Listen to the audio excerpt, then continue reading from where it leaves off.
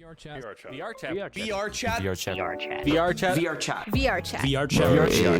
Yes, I would definitely say everyone on here is always a queen. Let them join VRChat and like in general. I just felt so uncomfortable.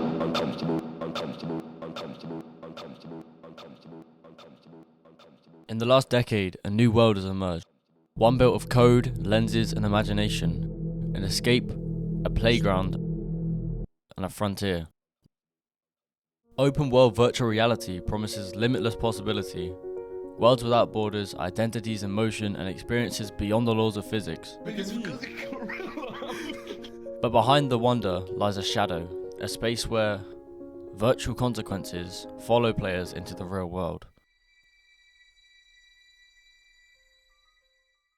Open world VR is more than a video game. It's a dimension of human experience.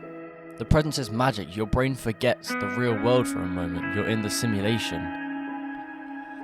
For many, VR is like a lifeline. It connects people with disabilities, brings distant friends together, and inspires creativity without constraints.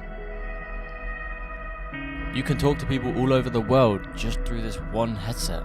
If you were to ask players why they like VRChat, everyone would more than likely say the same thing. You can meet endless new people on this game.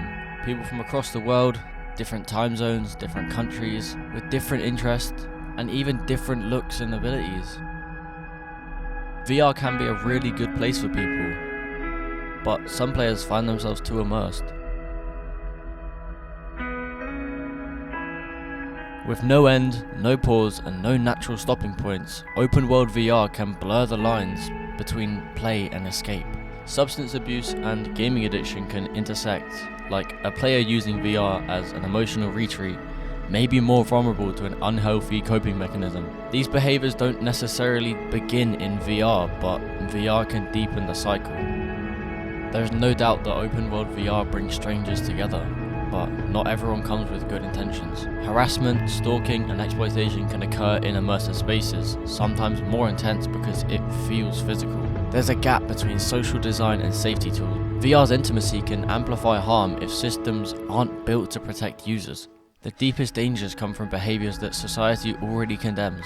Just like any online space, VR can be misused by predators seeking contact with minors. That risk does not just originate in VR, but VR can become another environment that requires vigilant protection. Developers, parents, and communities face the challenge of closing these gaps before harm occurs.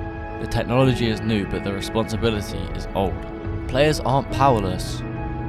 Awareness, boundaries, and communication are the first line of defense. And safety has to be built into the architecture and not just added after harm happens. Open world VR will shape the next era of human interaction. Its future, utopian or dystopian, depends on the choices we make now. There's beauty in VR, but there's also danger. Our job is to build tools and cultures that uplift people instead of harming them. Now, virtual worlds may be made of pixels, but the consequences can be real. As we stand at the crossroads of imagination and responsibility, the question isn't what VR will become, but what we choose to make of it. Beyond the headset, the story continues.